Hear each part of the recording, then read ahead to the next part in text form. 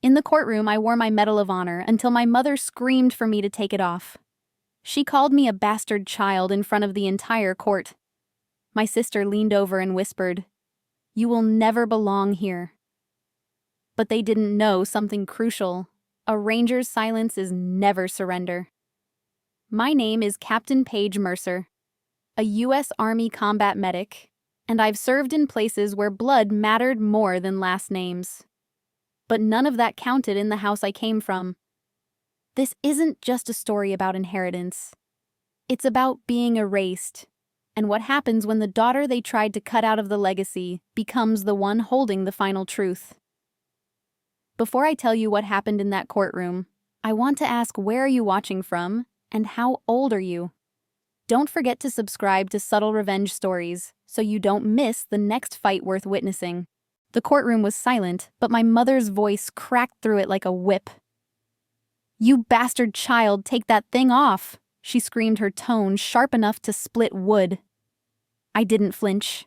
I sat there, spine straight, Medal of Honor pinned to my uniform, staring ahead while the woman who gave birth to me tried to erase me with a sentence. Across the aisle, my sister Isolde leaned in with her practiced sneer and whispered, "You will never belong here." It was supposed to shatter me, but I had walked through war zones where the ground itself tried to kill me. This was just another battlefield, a different kind of ambush. My name is Captain Paige Mercer. I'm 35, a combat medic in the 75th Ranger Regiment, and I've saved lives on foreign soil while my own family plotted to bury mine here in a Savannah courtroom. That day wasn't about law. It was about legacy. My family, the Thorns, had moneyland and a last name polished like silver. What they didn't have was space for someone like me. A daughter who wore combat boots instead of Chanel. A soldier who returned from battle only to find herself unwelcome in the house she once called home.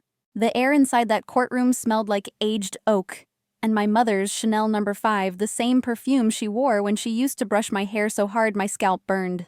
She sat beside Isolde, dressed in an Oscar de la Renta dress, and pearls tight around her throat like they were holding back all the venom she hadn't spoken yet. But when my name was called, Captain Paige Mercer, I stood, and her controls snapped. My boots clicked against the marble floor like rifle fire. Every eye turned to me. I walked to the witness stand wearing full-dress blues, the Medal of Honor shining against my chest.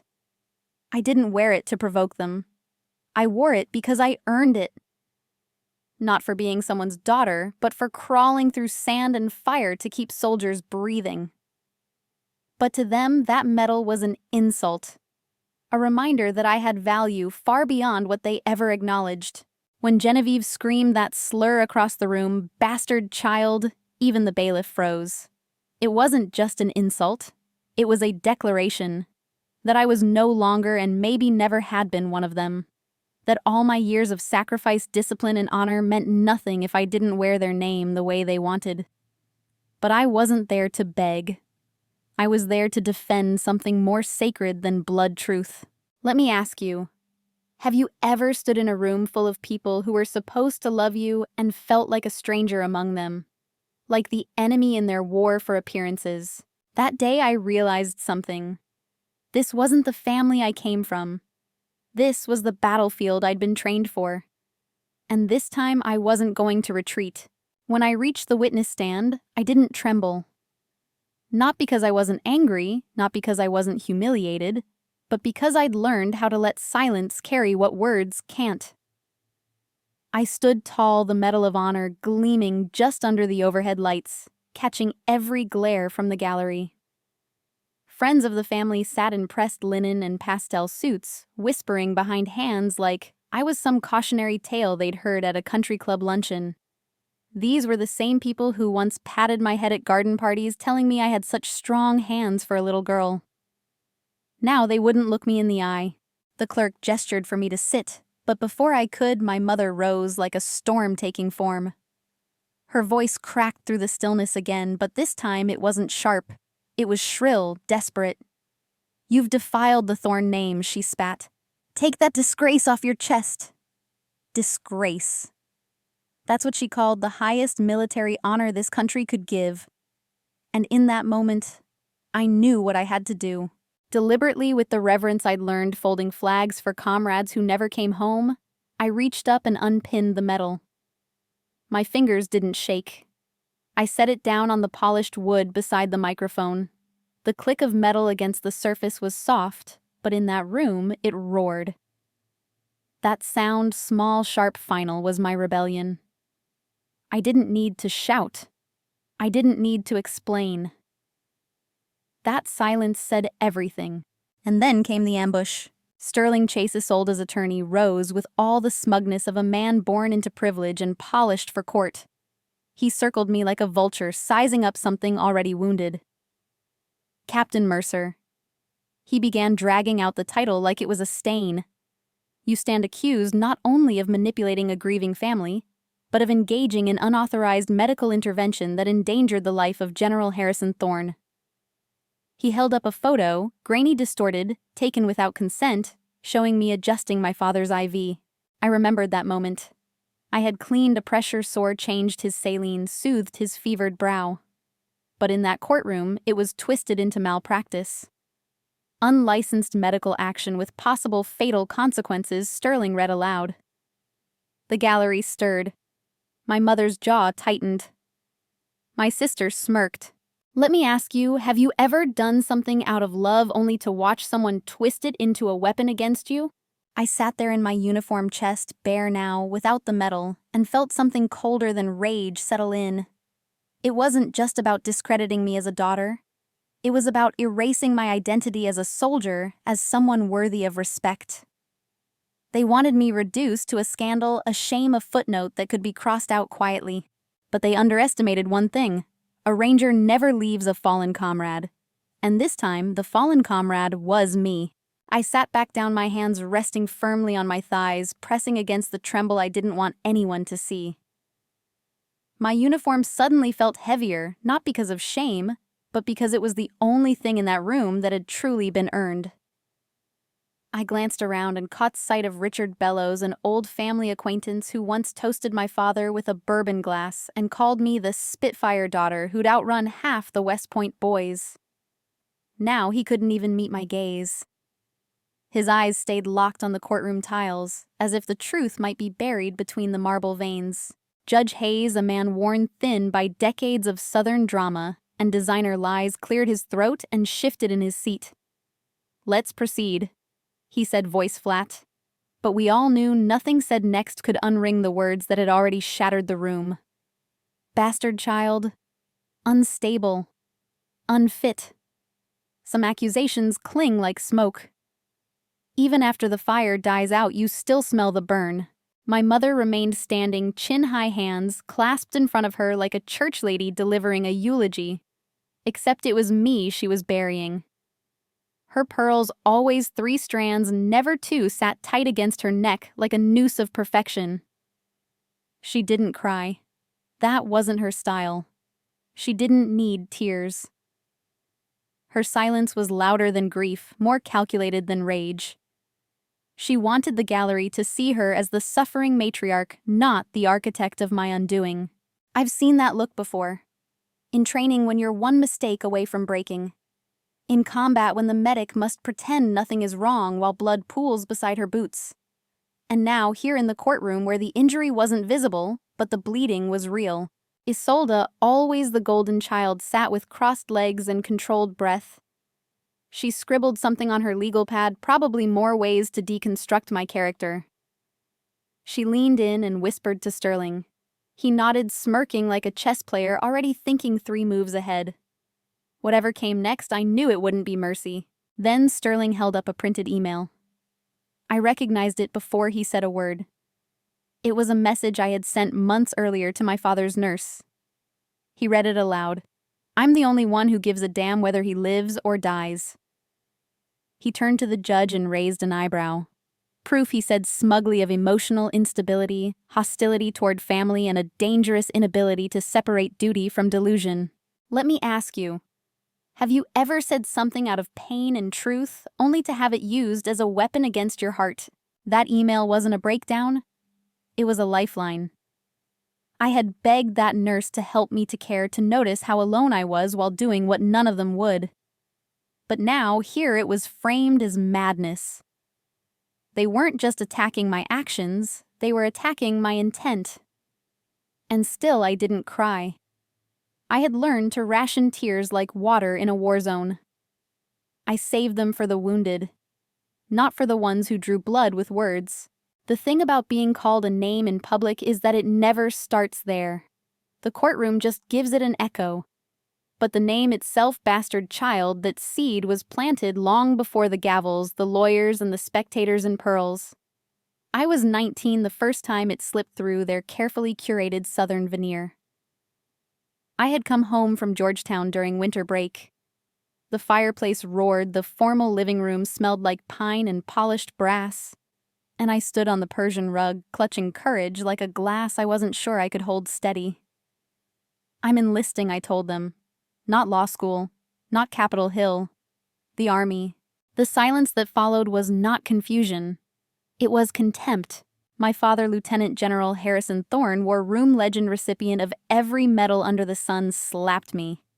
Not a hesitation, not a warning. Just a flat-palmed strike that turned my face toward the fireplace mantel. But the real blow came after. I'd rather have no daughter at all than one who humiliates me in front of my colleagues. Don't call me father again. My mother didn't scream. She didn't plead. She adjusted a vase of orchids on the coffee table like she was listening to the weather report. No outrage, no warmth.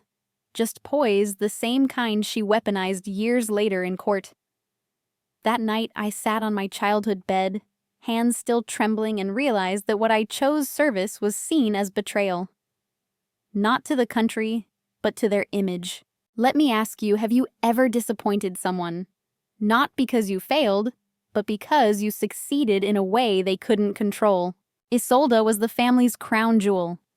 Piano recitals at the Lucas Theater. A debutante ball that cost more than my first year of college. Her accomplishments were enshrined in gold frames down the hallway. Meanwhile, my victories came in dust-covered boots and sweat-stained fatigues. I ran 5 miles before breakfast and rebuilt a rusty Ford truck in our driveway with my bare hands. My mother once whispered to a guest at a tea party, Isolde is a rose. Paige. She's a wild magnolia, resilient, but too coarse for the parlor. She didn't know I was standing behind the kitchen door holding a plate of scones. Or maybe she did. Maybe that was the point. It didn't end there. One Thanksgiving, fresh from completing medic training, I called home from a payphone at Fort Sam, Houston. I was bright-eyed, eager, asking if dinner would be at 6 like always. Isolde answered, "Oh. Sorry, Paige. Mom and Dad went to Sea Island. The house is empty." I thanked her, hung up, and later saw the Facebook photo, the entire Thorne family smiling around our dining table. Even Aunt Susan made the trip, and she hadn't left Charleston in years. I spent that night eating a turkey sandwich at a Waffle House off I-95. Burnt hash browns, pecan pie on the house. A waitress named Bev said I looked like I needed it. She was right. I didn't cry. But something inside me hardened. Something that never softened again. It didn't stop with Thanksgiving. Every holiday after that, every milestone that should have been shared, I became a ghost in my own family. The Thorne Christmas Eve gala, a Savannah tradition. Lace crystal violins in the drawing room. I wasn't invited. Instead, I was told to help the staff in the kitchen. "You don't photograph well with donors," my mother once said, with a sweet smile, slicing a knife deeper than any weapon I faced in the field. That year, I wore a cranberry turtleneck and passed hors d'oeuvres to the wives of bankers while Isolde played Mozart beneath chandeliers. Miss Lorraine, the family cook, patted my shoulder. "You got more heart than this whole house combined," she whispered. I held on to those words like a lifeline. No family portrait ever included me. No cocktail story ever mentioned my deployments. I wasn't the daughter they wanted. I was the inconvenience they tolerated when they had to. There were no framed photos of me in uniform, no medals hung beside Isolde's law school plaques. But I kept going. I trained harder. I studied longer. When I read Audie Murphy's memoir, To Hell and Back, the spine cracked from how many times I flipped through it. Audie was rejected by the Marines and the paratroopers. Too small, too plain. But he became the most decorated combat soldier in American history. He didn't fight for legacy. He fought because it was right. That story lit something in me. If I couldn't earn my family's pride, I'd earn something better, my own. The field was brutal, but it made sense. There were no lies out there. Just sweat trust and the question of whether or not you'd come back alive. And I came back again and again, with sand in my boots and blood on my gloves. Not all of it mine. I carried men through gunfire. I stitched open wounds in trucks bouncing over broken terrain. And still, I wasn't good enough for dinner at the Thorne estate. They didn't want a soldier. They wanted silence. Let me ask you, have you ever been more respected by strangers in combat than by your own blood across a table? So when my mother screamed in that courtroom, "Take that disgrace off your chest," I didn't just hear her words. I heard every year they left me out of the photo. Every missed birthday. Every cold call from a payphone that ended in silence. I heard the years they erased me not with a weapon, but with absence. But I also heard something else. I heard that I survived. That I built something no one could take. That I stood in front of them not broken, not begging, but whole, forged from the fire they set and thought would burn me down. And maybe that's what scared them most. I wasn't the mistake they tried to hide. I was the truth they couldn't silence. I used to believe that some things were too broken to fix. That once someone declared you unworthy, it left a scar no apology could smooth over. But sometimes the most unexpected acts, those born in silence, leave behind the loudest truths. After the courtroom shattered my dignity, I didn't sleep that night. I sat in the back seat of my rental car under the heavy Savannah sky, the oaks dripping Spanish moss like old ghosts. On my lap, I held the gift I never gave, a framed photo of me and my father fishing when I was 8. He was smiling. Not posing, just smiling. Back then I thought that photo meant he loved me. That maybe behind the granite voice and rigid spine, something softer lived. But now I knew better. Photos lie. So do legacies. The next morning I returned to the estate. The air inside felt colder, thinner. Genevieve sat in her usual spot, flipping through town and country with one leg crossed like she was still hosting Sunday brunch. She looked up when I walked in wearing my uniform, the same one I had worn through war zones. "You should wash up and change into something more presentable," she said casually. "You smell like diesel and antiseptic." Not even a hello. Not even a glance that acknowledged the 8,000 miles I had traveled just to be there. Isolde was absent, handling the crisis remotely from her Buckhead high-rise, sipping cocktails while pretending to manage logistics. That left me, alone, with a man who used to command entire battalions now lying helpless in a hospital bed set up in the same room where I once got slapped for tracking mud across the rug. General Harrison Thorne, my father, my ghost. His body had withered, tubes coiled like vines around his limbs. But when I touched his hand, he blinked. Once, slow, heavy. He knew. He saw me. And just like that, I became the caregiver. No staff, no rotation, no applause. Just me, 3 hours of sleep a night, a duffel bag full of medical gear and muscle memory from every battlefield medic course I ever passed. I tracked his vitals, managed meds, rotated his body every 2 hours to avoid pressure sores. I cooled his fevered skin with damp cloths. I even adjusted his feeding tube when it clogged. My mother never said thank you. She wandered the halls with a cordless phone, loudly telling friends that the house smells like a hospital, and this phase will pass. Let me ask you, have you ever given everything you had to someone who once told you that you were nothing? 3 days in, Isolde finally arrived, heels clicking, blowout hair, perfect sunglasses indoors. She took one look at me, tending to our father, and scoffed. "You're not qualified," she said. "You're a field medic, not a physician." Then she made a call. Yes, platinum home care. Discreet. Not hospice. Her voice oozed superiority. But I didn't flinch. I didn't respond. I tightened the oxygen mask on my father's face and kept wiping the sweat from his brow. Because I wasn't there for them. I was there for the man who once turned away from me, but now in silence wouldn't let go of my hand. That night, I didn't sleep. I sat by his bed watching the slow rise and fall of his chest, listening to the quiet beep of machines that now held his life in place. The same man who once told me I was a humiliation now relied on me to breathe. But I didn't think about revenge. I thought about hydration levels, oxygen saturation, muscle atrophy. I thought like a medic. I acted like a daughter. And still no one said thank you. Not Genevieve, who passed through the room with a linen-scented breeze of disapproval. Not Isolde, who made calls from the balcony like she was directing a wedding, not a vigil. I became invisible again, just a pair of steady hands, a quiet shadow in the corner of their perfectly curated home. On the third day, he died. It was quiet.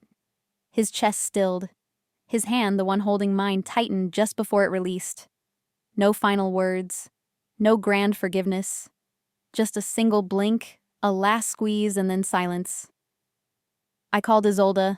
She didn't answer. Genevieve came in 15 minutes later, dabbing the corners of her eyes with a monogrammed handkerchief. "Well," she said with a sigh, "I suppose we'll need to make arrangements. Let me ask you, have you ever held someone through their last breath and still felt like a stranger in the room?" 2 days after the funeral, a manila envelope arrived. My name was typed in all caps. Inside was a letter from Isolde's legal team. It wasn't condolences. It wasn't gratitude. It was a formal notice contesting my involvement in the estate, citing emotional instability and unauthorized medical conduct. A lawsuit. I stared at the paper. Not because I didn't expect it, but because even now, after I had done everything, they still wanted to reduce me to a liability. Not a daughter. A legal threat. That night, I sat on the back porch. The same one where my father once taught me how to polish my boots before he told me not to call him Dad again. The air smelled like menthol and wood polish, like memory and missed chances. Inside the house, his medals gleamed from a shadow box on the wall. He never framed a picture of me. Not one. But I remembered during basic in the middle of a stormy drill, he once stood behind a chain-link fence. He didn't wave. Didn't speak. Just watched. And left. I used to pretend that didn't mean anything. But now, sitting in the dark with a lawsuit in my lap, and the memory of a dying man's hand still warm in mine, I wasn't so sure. Maybe it did mean something. Maybe that was all he could give. And maybe it wasn't enough. But maybe, just maybe, it was the best he had. I didn't get a goodbye. I didn't get closure. I got a lawsuit. But I also got something else, a truth no paper could erase. When it mattered most, I showed up. Not for glory, not for inheritance, but because I still believed somewhere under all that uniform and silence, I was his daughter. And he knew it too. The days after the funeral blurred together. Legal meetings, hushed gossip at the club, the rustle of paperwork and judgments handed down not by a court, but by blood. The Thorns didn't mourn like most families. There were no stories shared, no old photos passed around. Just transaction. Logistics. A list of assets roles to be filled and a hierarchy to maintain. In that list, I was a problem to be contained. Not a daughter. Not even a veteran. Just a liability wrapped in uniform. I found myself wandering the back of the estate one evening where the magnolia tree once stood. It had been ripped out years ago after a hurricane. Nothing had been planted in its place. Just dry soil. It looked like how I felt. Uprooted. Necessary to remove. Too inconvenient to replace. I ended up in the garage. Dust clung to everything. The air smelled like motor oil and summer heat. And there, under a canvas sheet, was the old Chevy pickup my father used to drive when no one was watching. I slid behind the wheel and closed my eyes. It was quieter in that truck than anywhere else in the house. The kind of quiet that didn't feel judgmental. I opened the glove box and found a receipt from an auto shop years old. On the margin was handwriting I recognized immediately, my father's. Don't let her drive with bad brakes again. Dated 6 months after I had left for basic. That note, those 10 words, hit harder than any slap he ever gave me. He hadn't said goodbye. He hadn't said he was proud. But he'd kept my safety in mind when I wasn't even there. That wasn't love the way I needed it, but it was something. Something enough to make me pause. Let me ask you, have you ever found evidence of care in the places where words were never spoken? I didn't cry. I'd cried all the tears I had somewhere between Kandahar and Fort Benning. But I sat there gripping that piece of paper, knowing it meant something he never dared to say. Maybe he was ashamed. Maybe he was afraid. Maybe he simply didn't know how to love a daughter who didn't fit the portrait. But he watched me. From a fence. From afar. From silence. It didn't undo everything. It didn't absolve the years of absence, of insult, of strategic erasure. But it planted something inside me, something steady. A reminder that truth isn't always spoken out loud. Sometimes it shows up in maintenance notes and missed phone calls and a hand squeeze before death or a pair of eyes behind a fence in the rain. When I walked out of that garage, I didn't feel better. But I felt something I hadn't felt in a long time seen. Not publicly, not ceremonially, just quietly. And that kind of seeing, the kind that doesn't ask for applause or forgiveness, stays with you. Even when no one else will say your name. The will reading took place in a law office that smelled like cedar and old money. Sterling and Keller marble floors, heavy mahogany doors, and a conference room that felt more like a courtroom. Genevieve sat across from me, pearls in place, grief curated to perfection. Isolde wore white silk, the color of innocence, worn as armor. I wore my uniform, not to provoke, not for pity, but because it was the only skin I had left that still felt like mine. The executor, Mr. Sterling, read each line with calculated calm. To Isolde Thorne, the primary residence and all attached assets. A nod from Isolde. No surprise. To Genevieve Thorne, a living trust containing family investments and holdings. Another nod. Expected. Then he looked at me. To Captain Paige Mercer, a conditional trust of modest value contingent upon successful psychological rehabilitation for PTSD, as assessed by a licensed practitioner. Silence. Then a soft cough. Then a chuckle, my mother. Appropriate, she said under her breath, loud enough for the room to absorb. Isolde didn't speak, but her lips curled. I didn't move. I didn't blink. Inside, something burned low and hot, but not out of shock. I had expected the insult. What they didn't expect was that I wouldn't flinch. I stood, quietly, deliberately. The echo of my boots filled the room. I walked out. Not because I couldn't take it, but because they didn't deserve to watch me take it with grace. Outside, the Savannah sun struck my face like a slap. It didn't matter. I kept walking, made it to the parking lot before I heard her. Paige Isolde called behind me. I didn't stop. Paige, stop. I turned slowly. She stood there, sunglasses on, like she was shielding her eyes from truth. Take the offer, she said, her voice sweet with poison. Be grateful. Walk away. You don't belong in this world. You never did. Let me ask you, have you ever had someone try to redefine your worth just because they couldn't destroy it? I looked at her, not with anger, but with something colder. You know what scares you, I said. It's not that Dad left me something. It's that he saw me. He really saw me. And he didn't see you. Her mouth twitched just once, but that was enough. She hissed. You're nothing but a failure who ran away to play soldier because you couldn't hack it in the real world. I didn't respond. I turned, got in my car, and left her standing in the heat of a truth she could no longer deny. I didn't drive home. I drove to the river, parked by the old pier where my father once taught me how to cast a line. Rain started to fall slow, then steady. Each drop on the windshield like a note from a memory too hard to hold. And in that quiet, in that storm, I finally understood they could try to erase me. But I was never written in their script to begin with. I had survived war. I had survived silence. And now I would survive this. The rain came harder. I sat in the car staring out at the churning river, knuckles white on the steering wheel. It wasn't the lawsuit, the insult, or even the trust clause that hollowed me out. It was the simple realization that after everything they still believed I was less.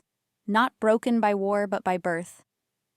That all the lives I had saved, the battles I'd survived, the medals I'd earned meant nothing compared to the stain they'd painted across my name. But I wasn't going to let them write the final chapter. I wiped my eyes and reached for my phone. There was a number I had saved but never dialed. Marcus Finch, Director, Veteran Justice Initiative. A man who didn't wear medals but moved like someone who had earned the right to speak for people like me. I hit call. "This is Finch," came the voice, low, steady, all grit, no pretense. I cleared my throat. "Captain Paige Mercer. I need someone who knows how to fight on different terrain." There was a pause. Then I'm listening. Within 48 hours we met. His office wasn't grand. Burnt coffee, paper, stacked chaos, and a whiteboard filled with timelines and notes. But his eyes. They didn't see scandal. They saw strategy. He heard my story in full, every cruel word in court. Every quiet betrayal, every sacrifice they twisted into pathology. And when I finished, he leaned back, arms folded, and said, "They made a mistake. They thought they were fighting a broken girl. They don't realize they picked a fight with a ranger." Let me ask you, have you ever had a stranger believe in you more than your own family ever did? Finch didn't promise revenge. He promised preparation. Information is intel, he said, and intel wins wars. We built our case like a mission plan. Emails, photos, medical notes, witness accounts, nothing flashy. Just truth traced like a breadcrumb trail through years of curated silence. Then came the game changer. A box arrived on my porch, no return label, just taped messily like an afterthought. Inside, my old childhood belongings, a swim ribbon, a doll missing half its hair, a box of labeled river stones, and on top, a note in Isolde's handwriting. "Cleaning out your junk. Maybe sell it to afford a better lawyer." Cruel. Calculated. But among the spite, she slipped. Tucked under the doll was a USB drive. I didn't think much of it until I plugged it in.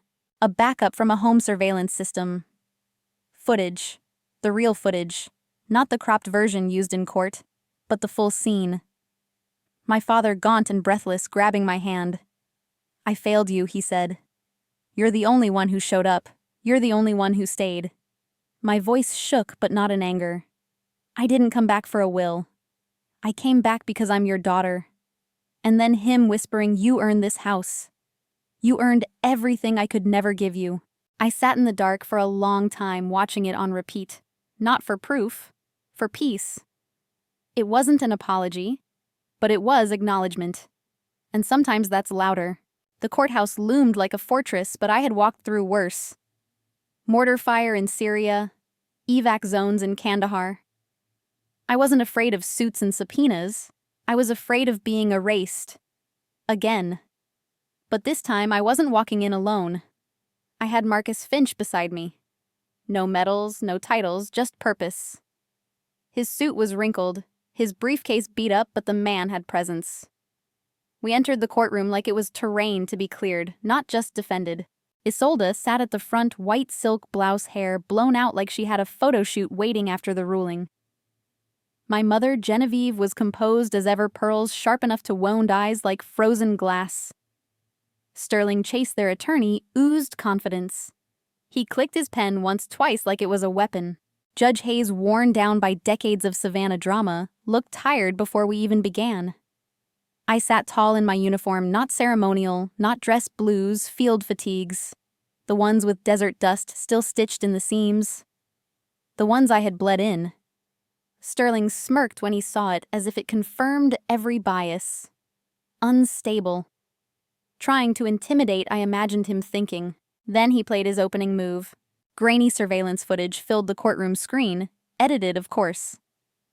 It showed me raising my voice at my father, gesturing wildly.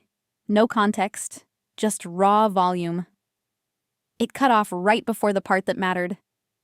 The room gasped, whispers fluttered. Isolde dabbed the corner of her eye like a pageant queen. My mother looked heavenward as if praying for strength. Sterling turned to the judge, syrupy voice full of conviction. "This, Your Honor, is the behavior of a volatile individual. Our position is not personal. It is protective. We are safeguarding General Thorne's legacy from exploitation." He let the word hang in the air. Exploitation. As if I hadn't been the one changing oxygen tubes at 3 a.m. As if I hadn't been the one holding his hand when the machines flatlined. Judge Hayes didn't react. Just nodded. "Continue." But then the courtroom door opened. Boots echoed softly on tile. Every head turned, and there he was, General Elias Vance. Not in civvies. Full dress uniform. Silver stars across his chest posture, rigid eyes forward. The silence broke like glass. Sterling stood. "Your Honor, this is highly irregular," but Hayes raised a hand. "Let him speak." Vance didn't approach the bench. He walked to the center of the courtroom, turned to the gallery, then the judge. "I've served with Captain Mercer," he said. "I've seen her under fire, under pressure, under pain." He glanced at me. "She's not unstable. She's a soldier. And she saved my life." That moment, it wasn't noise. It was truth cutting through chaos. It wasn't vengeance. It was vindication. Now let me ask you something. Have you ever had someone walk in at the exact moment you needed them most without asking, without permission, and just stand there so you wouldn't fall? Because that's what he did. General Vance's words didn't just land, they detonated. In 2017, near Al-Chadi, he continued, "Our convoy was ambushed. I was pinned behind a flipped Humvee, bleeding out. We'd lost communications, our medic was down, and the nearest extraction was 20 minutes away. Captain Mercer, with no regard for her own safety, dragged me 50 meters under fire, fashioned a tourniquet out of her belt, and stabilized 2 other wounded before calling in evac." His voice, low and deliberate, silenced even Sterling's smirk. She didn't just save lives, she took command. Vance walked over to me, saluted formal firm. I stood and returned it. My hands didn't shake. My chest didn't cave. In that moment, every insult, bastard, child, unstable disgrace lost its power. Because here was a man who had bled beside me, vouching not out of obligation, but from truth. Then he turned back to the judge. "One more thing." He opened a leather folio, pulled out a sealed document. "This is a Medal of Honor nomination packet.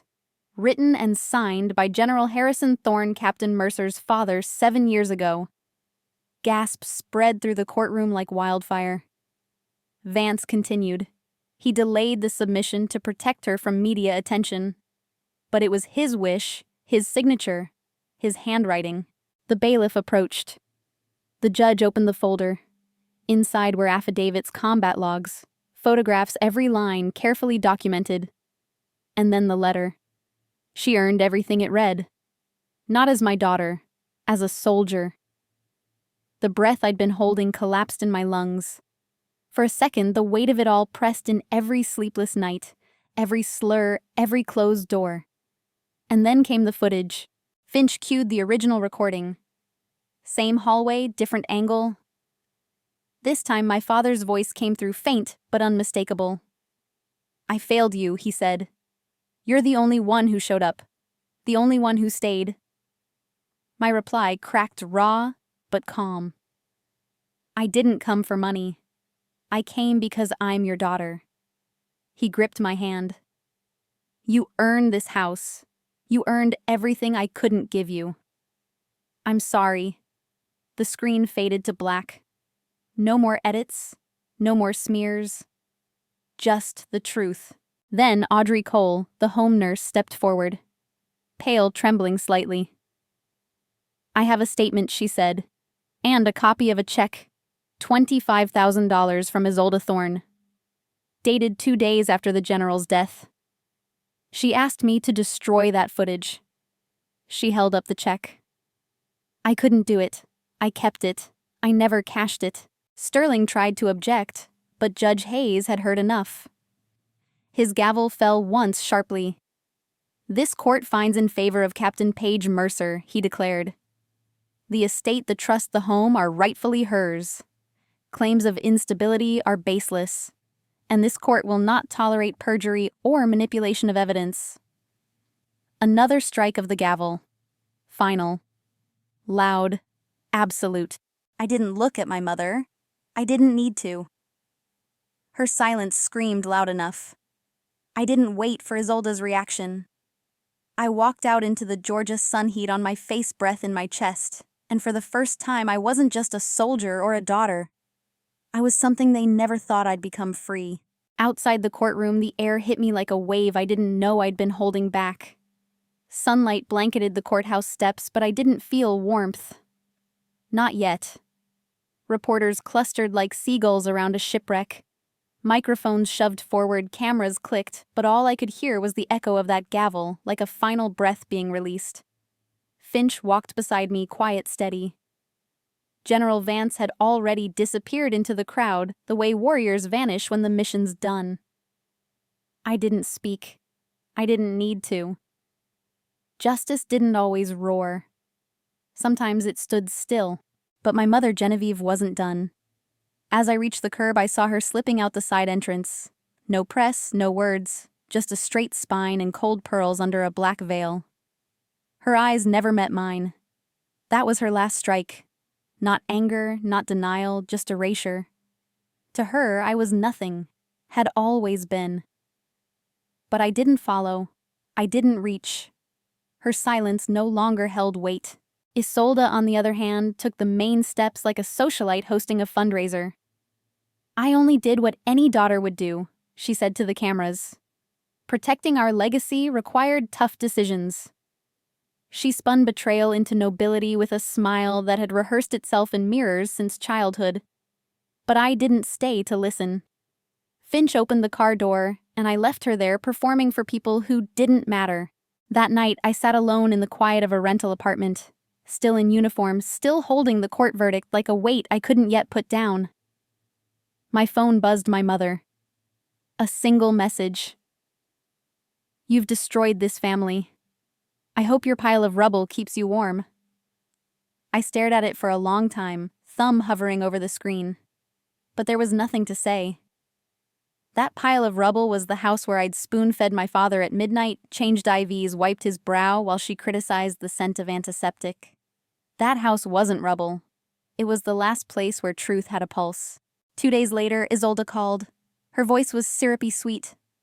"Well, that was a lot, huh? But bygones, right. There's a gala this weekend. Let's show people you're still one of us." Still one of us. I took a slow breath. "No, Isolde," I said. "We're not us anymore. Families don't lie, cheat, and bribe nurses to erase footage. You didn't protect a legacy. You tried to bury the only person who told the truth." She laughed lightly. "You're being dramatic." "No," I replied. "I'm being clear.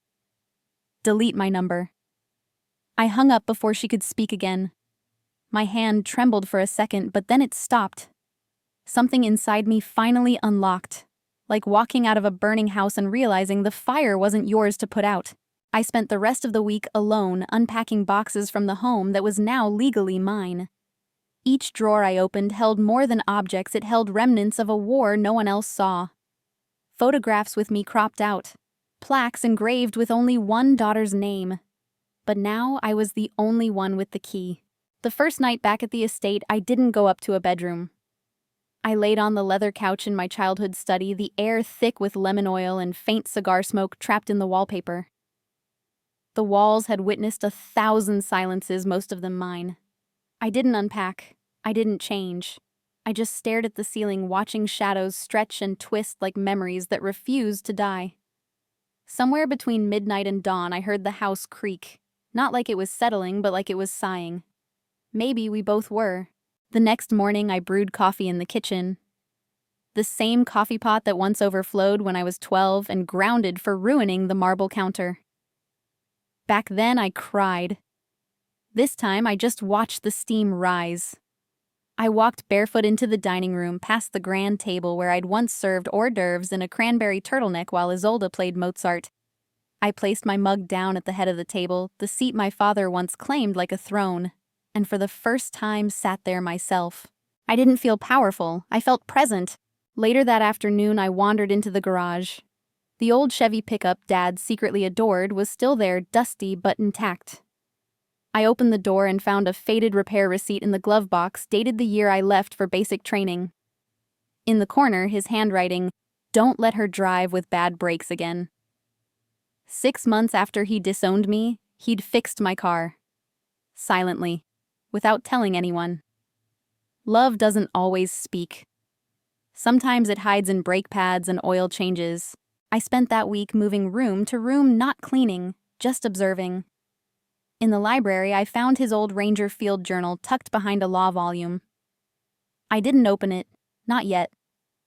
In the living room, I turned over a photo of Isolde's debutante gala. I placed it face down, not out of anger, but to make space. By Friday, I had cleared one room entirely, my father's office. Not to erase him, but to reclaim the air. I left his uniform pressed in the closet. Let the ghosts stay dressed. On Sunday morning, I stood in the backyard barefoot with a mug of black coffee dew chilling my soles.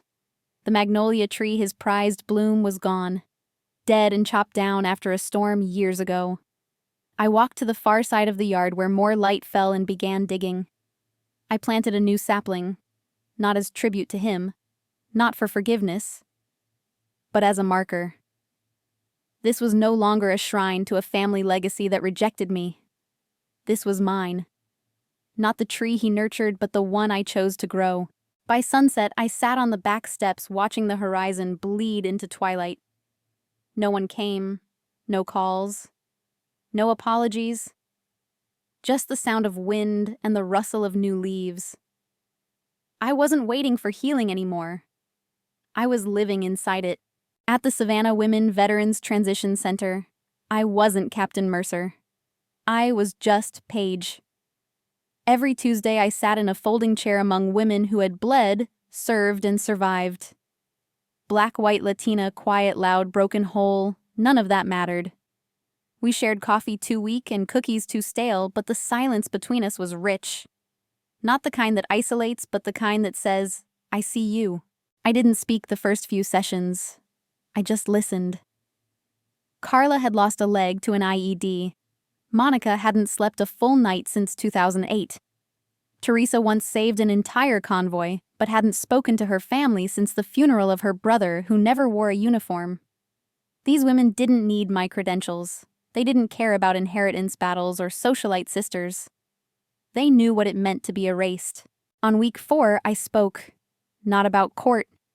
Not even about my father. I told them what it felt like to be called bastard child. In a room full of strangers, and keep standing anyway. About eating burnt hash browns at Waffle House on Thanksgiving while the rest of Savannah thought my family was whole and gracious. No one flinched. No one pitied. Carla reached across the circle and touched my knee. "Same," she said. That moment became the beginning of something I hadn't felt since deployment belonging. We celebrated birthdays with off-key karaoke and dollar store cupcakes. When someone was sick, we showed up with casseroles and Advil. One day, Monica sat beside me and whispered, "If I ever go back down that dark hole, you're my call." "Got it," I nodded. She smiled. "Doc," she said. That nickname meant everything. Back at the house, I started fixing small things, replacing rotting windowsills, repainting the porch swing. The act of restoring didn't feel like clinging to the past, it felt like cleansing it. I found the Medal of Honor tucked in a drawer beside an old photo of my dad and me fishing. He was smiling in that photo. No medals, no uniform. I didn't frame it. I didn't display the medal. I left them in the drawer, resting together. That wasn't shame. That was peace. One night while scrolling a blog, I found a quote by Brené Brown. "Vulnerability is not winning or losing. It's having the courage to show up and be seen when we have no control over the outcome." I read it 3 times. Then I printed it and taped it inside the pantry door. Every time I reached for coffee, I'd see it. I had shown up, not as their daughter, Not as their soldier, but as me. When the magnolia sapling bloomed that spring, I walked barefoot to it before sunrise. The petals were cream white, stubborn against the clay. I stood in silence, hand gently resting on the bark. The tree didn't care about bloodlines or scandals. It only knew how to grow. The call came at 2:17 a.m. Afghanistan time. I had just returned from a 14-hour recon mission. My boots were still on. My rifle leaned against the cot. The satellite phone buzzed once, then again. I almost ignored it. But something told me to answer. The screen displayed a name I hadn't seen in over a year. Isolde. Her voice was flat, clinical. Dad had a stroke. It's bad. Mom needs you. Not we need you. Not even he asked for you. Just Mom needs you. I sat in the dark for a few seconds. Dust still clung to my uniform. My shoulders were stiff from the Kevlar. But somewhere in my gut, I knew this was the beginning of another kind of battle. Within 48 hours, I was in Savannah. My duffel still smelled of sand and sweat. I stepped into the Thorn estate, the same one that had once locked its doors to me. No one greeted me. No one opened the door. I let myself in. Genevieve sat in the living room, flipping through a copy of Town and Country, legs crossed, pearls flawless. She looked up. "You should change into something more presentable," she said, like she was commenting on the weather. "You smell like diesel and antiseptic. It's giving me a headache. No hug, no update, no mention of Dad. Just critique." She didn't ask how long I had traveled or if I had eaten. She didn't even ask why I came. She assumed obedience. That hadn't changed. Isolde wasn't there. She was handling things remotely, which meant sipping cocktails in Buckhead and forwarding emails to the nurse staff. I climbed the stairs and found my father, once the man who commanded divisions, hooked up to machines in the room he once banned me from for wearing boots indoors. He couldn't speak, but when I placed my hand on his, he blinked. Once, slowly. He knew I was there. That was enough. From that moment on, I became the caregiver. Not hired help, not an assistant, just me. I tracked vitals, administered meds, and rolled him every hour to prevent bed sores. I slept on the worn leather couch in his office, surrounded by medals he never gave me and photographs I was never in. One afternoon, while I was adjusting his oxygen flow, Genevieve walked in mid-phone call. "Yes, Margot," she said too loudly. "She's still here playing nurse. The whole house smells like a hospital. So unpleasant. I miss when this place had elegance." She looked at me, smirked, and said, "I'm sure it's just a phase." Then walked out. I didn't flinch. I didn't speak. I just wiped my father's brow, checked his blood pressure again, and told myself the same thing I did in the field. Stay focused. Stay sharp. Stay quiet. But in that quiet, a different fire began to grow. Not rage, not pride, something more dangerous: clarity. Clarity that this house wasn't built for love. It was built for performance.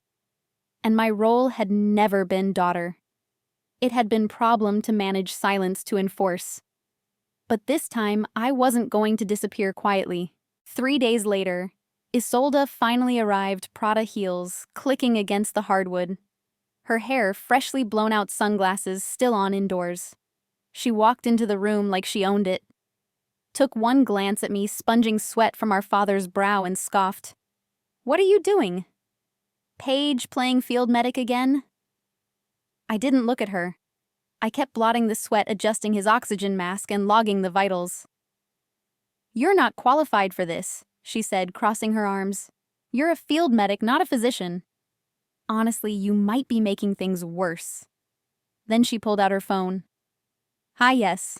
I need a full-service in-home care team. The platinum package, around-the-clock rotation, no hospice. Something with discretion." She glanced down at me while saying it, letting the jab land. That wasn't logistics. That was war disguised in a calendar app. That night he passed.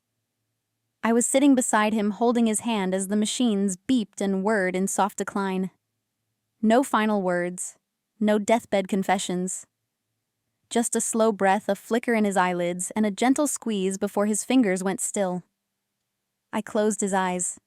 I called the nurse. I cleaned the room before anyone else even bothered to show. The next morning, Isolde still hadn't called back. Genevieve walked in, dabbed the corners of her eyes with a monogrammed handkerchief, and said flatly, "Well, I suppose we'll need to make arrangements. No eulogy, no warmth, just the logistics of legacy. As if a man's life could be scheduled between manicure appointments." 2 days after the funeral, a manila envelope arrived, addressed to me. Inside was a formal letter from Isolde's legal team challenging my involvement in the estate. No condolences, no thank you for the caregiving, just a lawsuit. That night I sat on the back porch, the same porch where he once taught me how to polish boots before silence took over our relationship. I stared at the sky, the stars swallowed by Savannah's heavy humidity. The cicadas hummed. The air smelled like wet soil and menthol. And for a moment, I wanted to believe that maybe the hand squeeze had meant something. That maybe, just maybe, beneath all that military rigidity, there had been love. But hope doesn't hold up in court. I knew that now. I looked through his shadow box filled with medals and ribbons, none of which had my name. But I remembered one moment years ago during basic training when he showed up unannounced. He stood behind the chain-link fence watching me run drills in the pouring rain. He didn't wave. He didn't say anything. He left before I finished. I told myself back then it meant nothing.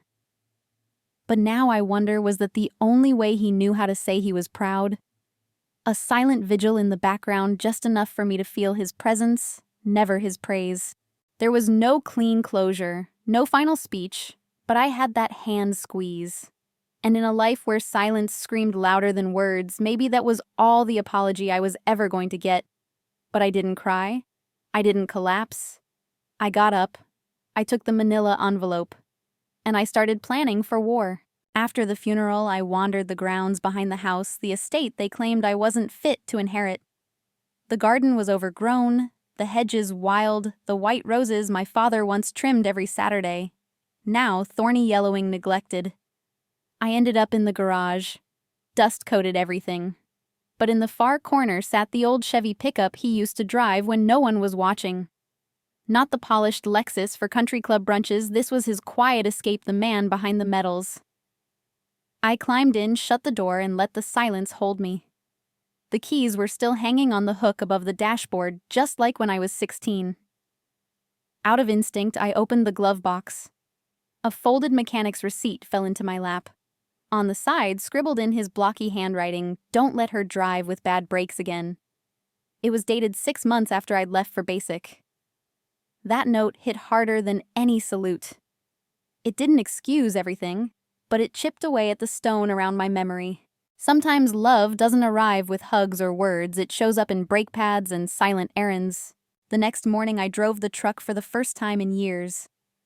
It wheezed to life, the engine coughing like an old man waking up. I took it down the old road near the river, the same one we used to fish from. The Georgia humidity stuck to my skin, the sun sharp and unrelenting.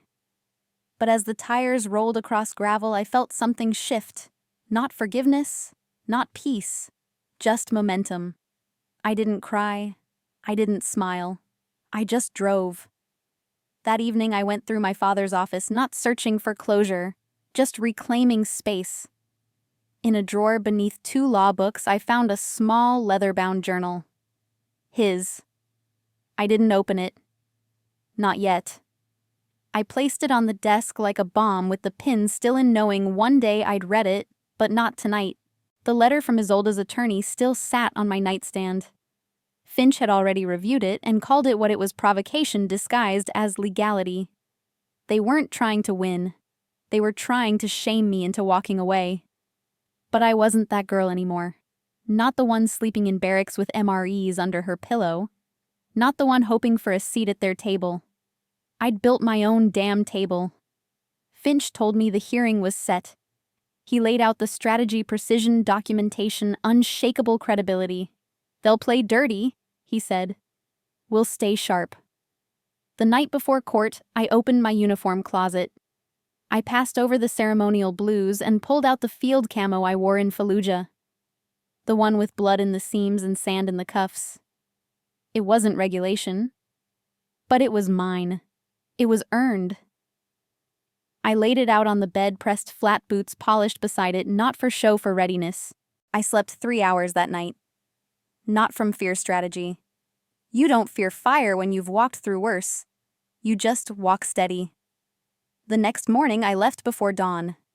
The sky was a slate gray, heavy with the weight of a Savannah summer storm. I didn't eat. I didn't text.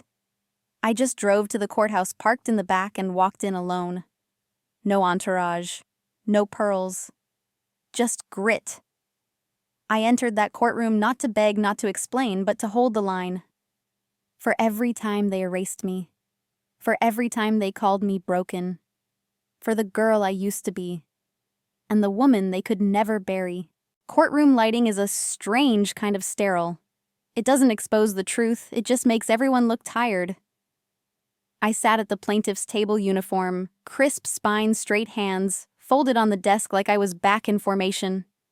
Isolde strutted in wearing a cream-colored dress that cost more than my monthly VA stipend, flanked by her legal team, like a debutante flanked by groomsmen. She didn't look at me. She didn't have to. That was always her power-calculated dismissal. But today, she wasn't facing a child seeking approval. She was facing a soldier with evidence. Judge Hayes entered. Everyone rose. The bailiff called the court to order. Finch stood first, calm and direct. Your Honor, we contend not only that Captain Paige Mercer is entitled to her share of the estate per General Thorne's instructions, but also that the attempts to deny her were built on falsehoods, manipulation, and character defamation. Sterling Isolde's attorney smirked. Your Honor, we question Captain Mercer's stability. Her record of military trauma has been well documented. Her behavior at the funeral was erratic. We have testimonies, social media comments, and a therapist's note from her early discharge evaluation. We simply seek to ensure the integrity of the estate and prevent any undue influence. Hayes raised an eyebrow. Are you suggesting a Medal of Honor nominee is mentally unfit to manage a family property? Sterling hesitated. We're suggesting trauma often clouds judgment. That's when Finch struck. Calm. Precise. He played the unedited video, the one where my father, weak and dying, whispered, "You're the only one who stayed." He played the part where I said I didn't come for money. I came because I'm your daughter. And the part where my father responded, "You earned everything." The courtroom held its breath. Even Sterling went silent. Isolde shifted in her chair, her jaw clenching beneath the foundation. Then came the witness, Audrey Cole, the nurse. She stood trembling, but resolute. I was offered $25,000 to delete that video, she said, but I couldn't do it. Because I watched Captain Mercer care for him when no one else would, and he knew it. He told her. I was there. Let me ask you something. Have you ever watched someone try to lie their way out of a room only to realize the truth beat them there first? Judge Hayes leaned back. This court recognizes the validity of General Thorne's verbal and written declarations. Captain Mercer is entitled to her portion of the estate, including the primary residence. His gavel dropped once. Final, sharp. Then he added, this court also finds sufficient cause to open an investigation into attempted witness tampering and destruction of evidence. He didn't look at Isolde. He didn't need to.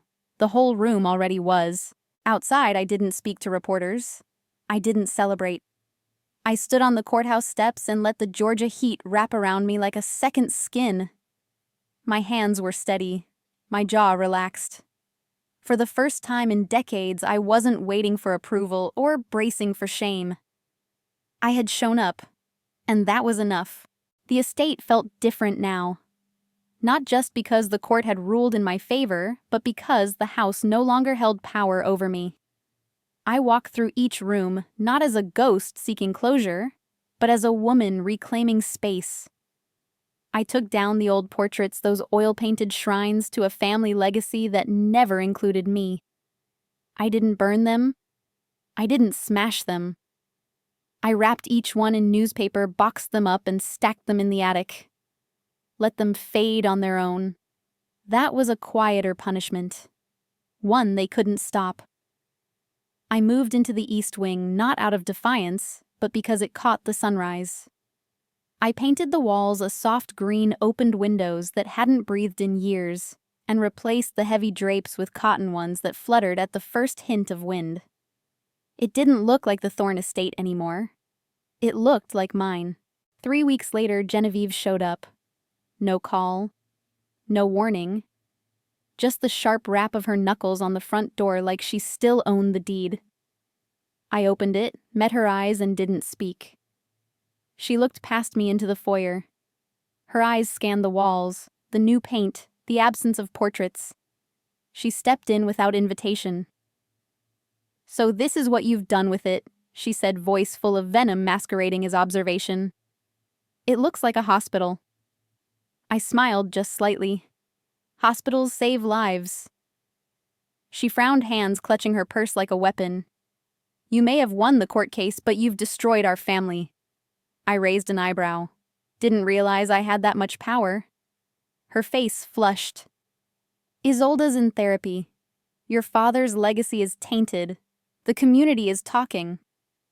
I stepped closer. "Good. Let them talk. Maybe they'll finally see what I survived."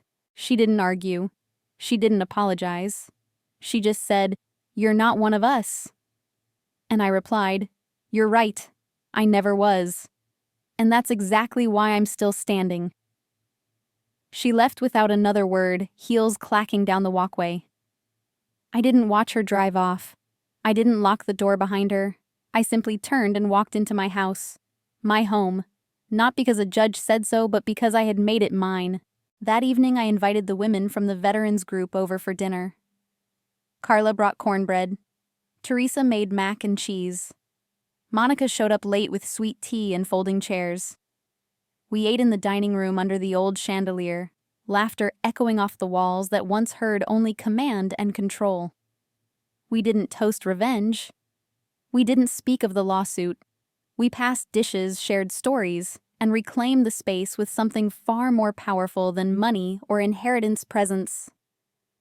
Living, breathing, unapologetic presence. And when the night ended and the last dish was dried, I stood alone in the hallway, lights dimmed, fingers trailing the wood-paneled wall. I didn't need validation. I didn't need applause. I had something better: silence. Not the kind that used to punish me, but the kind I had chosen. The kind that wrapped around me like armor, soft but impenetrable. Some people think revenge means fire scandal headlines, but for me it meant stillness. It meant planting roots in the same soil they tried to bury me under. My silence wasn't surrender. It was strategy. I didn't destroy my family. I revealed them. And in doing so, I reclaimed the only legacy that mattered: my own. If you're a parent and you're treating your children like obligation servants or secrets, ask yourself what happens when they stop asking for love and start demanding respect. And if you've ever been the one erased, I hope you remember this sometimes. The loudest justice is living well loudly and without their permission. Have you ever lived through a story like mine? How did you respond? What did you learn? Tell me in the comments. I want to hear your truth. And if this story meant something to you, like, subscribe, and share it. Because revenge doesn't always burn. Sometimes it echoes. Thank you for listening.